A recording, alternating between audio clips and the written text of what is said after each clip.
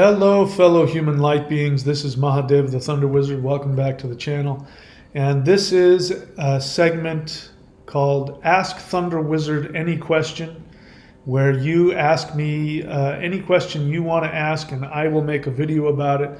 If you have a question that you want to ask me personally, you can go to askmike.thunderwizard.com. Please follow the directions there, and I will be more than happy to answer your question. The way it works is that you send me a short video, no more than 5 minutes, of you asking the question. I will then put that into here. I will play the video of you asking the question, then I will come and do my best to answer it. Now, not everybody wants to have their face seen, so in those cases, I'm more than happy to just answer a written question. And if you'd like to do that, again, go to askmike.thunderwizard.com. Please don't email me directly. Go through that website first. Okay? All right, so this video question has to do with interdimensional meditation. Interdimensional meditation is where you interact directly with higher dimensional beings and you communicate with them energetically, psychically, and otherwise. So that's something that I came up with after having done CE5, which is Close Encounters of the Fifth Kind, human-initiated contact with higher dimensional extraterrestrial beings. And if you're not familiar with my work on that, you can watch my video, How I Became an Extraterrestrial. Go look for that on my channel. And also my books, which you can get at michaelwilliamdenny.com, especially the book, Extraterrestrials Are Coming to Earth. In that book, I talk about exactly how higher dimensional beings can communicate directly with humans, and I share my experiences with that, which were quite profound. So this question has to do with that, and let me just go ahead and read the question, and then I'll get into it, and yeah, we'll just take it from there. So Eric asks the question, I want tips on how to get more clarity in interdimensional meditations. More control over my experiences, I suppose, he says. He goes on to say, I'm not quite sure what can be said either. Maybe blockings have something substantial to do with it, but I find myself drifting off course, much on the receiving end of the experiences, or otherwise not really getting much acknowledgement whatsoever. I assume he means acknowledgement from the light beings. He goes on to say, the fantastical conversations you have with interdimensional beings seem awfully far away, and I rely solely on visual stimuli or, less often, physical sensations like a shiver of the wind or something. Anyway, thanks. Basically, he says, I require more fulfilling interdimensional experiences. So thank you, Eric, for your question. It's a very good question, and I'm glad that you asked. So right off the bat, the first thing that I can recommend to anybody who wants to have deeper, more powerful experiences in the interdimensional meditation practices, to do the practices that are going to open up your energy meridians, that are going to shift up your frequency to a higher level and open up portals, energetic dimensional portals that will allow these higher dimensional beings to communicate. Now, as it so happens, I've spent the last 30 plus years of my life mastering and teaching these very things. So the Maoshan practices that I started teaching with the Celestial Qigong, and I've taught here at the ThunderWizard 90-Day Challenge, the Lightning Qigong, as well as the 923.thunderwizard.com, the Maoshan 5-element forms. Those practices, as well as the yoga and the mantra meditations, all of those things create portals into other dimensions, but most importantly, When you do, especially when you do the Mao Shan practices, which is the lightning qigong, the celestial qigong, the Mao Shan 5-element practices, when you do those, what happens is your meridians open up, your energy pathways in your body open up. And that is the point. Now, when I was learning this, I didn't realize that what I was doing was I was creating dimensional portals that higher dimensional beings, extraterrestrials, could interact with. I had an experience early on when I first started practicing it. I thought it was a dream. But I can remember waking up going, was that a dream or not? And in that dream, an ET was there in my room. And it was that ET was saying, wow, we see what you're doing. And it's very interesting. You know, it was a telepathic message. Of course, I woke up the next day and went, well, that was a weird dream. And I didn't pay attention to it. But I've now come to understand that all of the stuff that I'm teaching, all of the mudras, all of the qigong, all of those things are like the bat signal to higher dimensional ETs. So when you do these practices, I guarantee you higher dimensional beings and ETs are aware of what you're doing because they are already at that frequency and it attracts them. It makes them want to come, connect with you, work with you. Now, if you haven't done interdimensional meditation or CE5, then what ends up happening is they come and they just lend their energy. Sometimes as you're doing the practices, you get this feeling that, you know, the energy is subtly guiding you. That could actually be a higher dimensional being guiding you, but you haven't asked for that interdimensional experience, so they haven't, you know, done anything to shock you in that way. So interdimensional meditation in CE5 is incredibly important because it gives them permission to interact with you from a higher dimension, which if that were to happen without you giving permission could actually be very shocking and frightening and confusing. So whenever you do interdimensional meditation, you're getting yourself prepared for a higher dimensional experience. And so when they do interact with you, even though it can be very strange, very shocking, and very unusual, it won't catch you off guard to the point where you're flipping out. All right, so that's the first thing I would recommend. Very practical. So Eric, if you're not doing the lightning qigong, go to ThunderWizard.com and subscribe.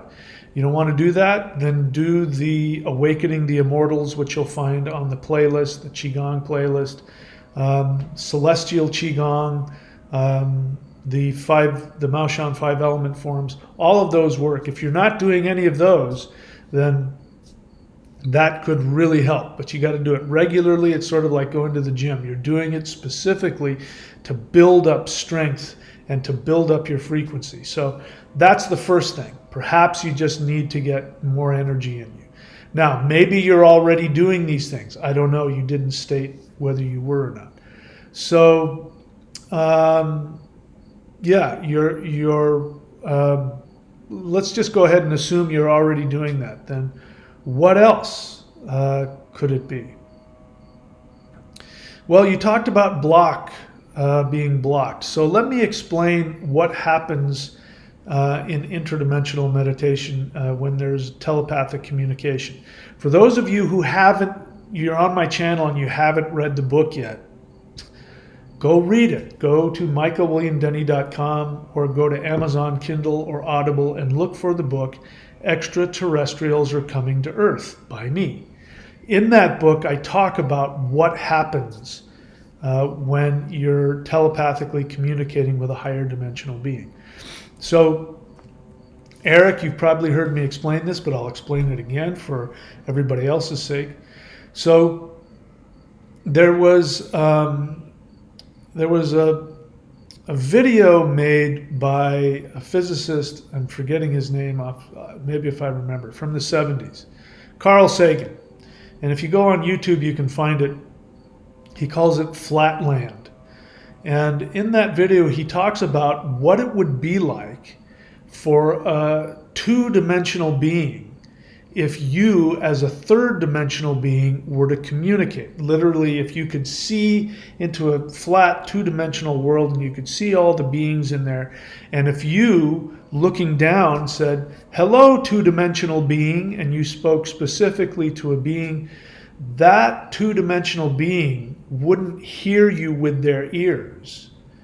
What would happen is they would feel your communication in their body. They would feel your "hello, two-dimensional being" coming from inside of their body and radiating outward. And he said, and for the two-dimensional being, it would be a very shocking experience because it would be in his own voice. It wouldn't be your voice, it would be his own voice coming out from within him. And when I heard that, it was very helpful to me because that's exactly what it felt like for me when I was first getting telepathic messages from higher dimensional beings after doing CE5.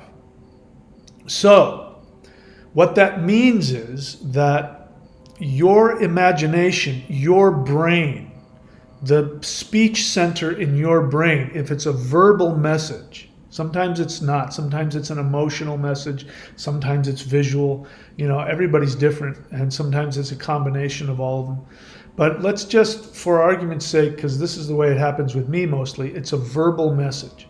What's going to happen is that you will think that you're fantasizing about a being communicating to you.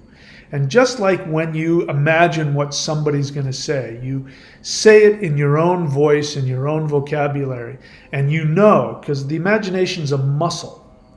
And so when the imagination is working, you feel yourself contracting that muscle. So you could be getting a message from a higher dimensional being, but your first thought will be that you just had this thought come into your head, or that you fantasized a conversation. So when you do interdimensional meditation, you should be prepared to do that. What I do is as I talk about, in those guided videos, guided video meditations, what I do is I go out of my body, I go out into the atmosphere, and then I say, are there any beings out there that would like to communicate with me? And then I just sort of relax my mind, and if I feel it, I will start imagining something. And I'll imagine some being appearing, or some light appearing, or some spaceship, or something like that. And I don't judge whether or not I'm making it up. I just go with it. And then you'll have whatever fantasy you have. But that's the only way that higher dimensional beings can communicate with you. Now, if you're not actively engaging your imagination in this process, then the ETs have no way of communicating with you, at least in a way that won't, fry your circuits.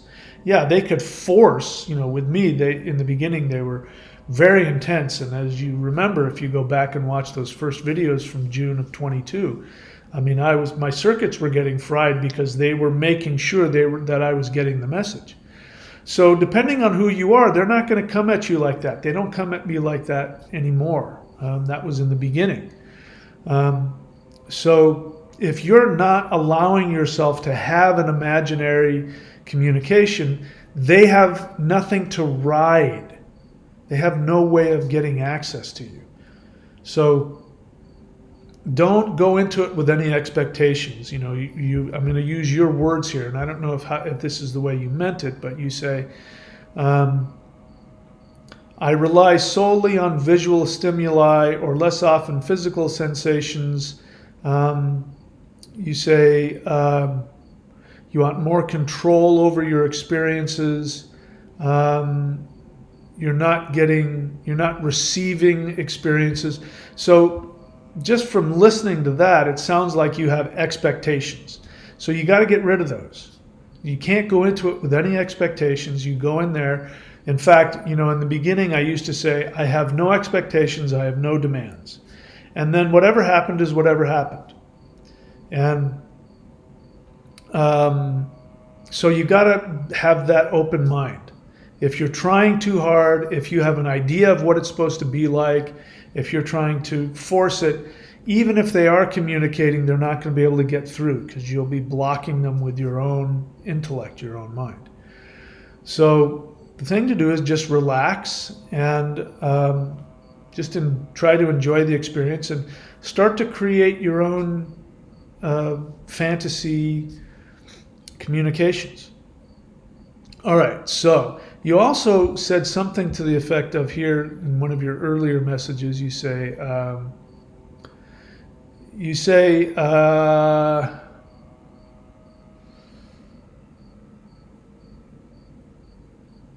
I'm really looking to feel like I'm actually doing something out there in the ether instead of feeling next to nothing except a little tensed up heart energy or whatever. So, are you saying to me that you feel that pressure around your heart? That's a sign that you're connecting to a higher dimensional force. That's one of the main symptoms, if you will, is that there will feel like there's a pressure on your heart. So you seem to be downplaying that and resisting that. Instead, treat that like a knock on the door. They're going to come and give you a little bit of energy, and depending on how you respond, that's going to open things up or close it down. So if you're judging that as that's not enough and I'm not experiencing it and I'm making it all up, then you're closing yourself down from it. And let them get to you however they need to get to you. Everybody's different. I'm very verbal, so I get verbal telepathic messages. Most people do get some kind of telepathic message. I'm not very visual, so I sometimes see things, but most of the time I don't. I sort of, can kind of pick things out, but for the most part, it's like Braille for me. So don't force that. If you're more visual, allow yourself to have the visual experiences. Those feelings of wind going over you, those are real things. So it's like, somebody's giving you a gift and you're poo-pooing it. So stop trying to expect too much out of it.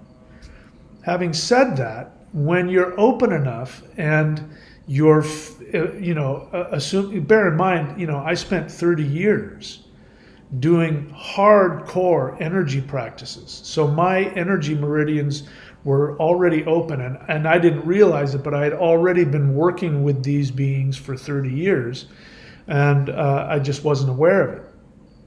So when I consciously reached out to them, they came at me with a huge amount of energy because they knew I could handle it. So maybe they don't know what you can handle and what you can't. And if you're too guarded and if you're thinking too much, especially if you're judging yourself, this isn't real, nothing's happening, I'm just having a little bit of a wispy feeling, I can feel a little bit of energy on my heart, I'm not really doing this isn't anything, then they can't get through that. Not only that, it's a relationship.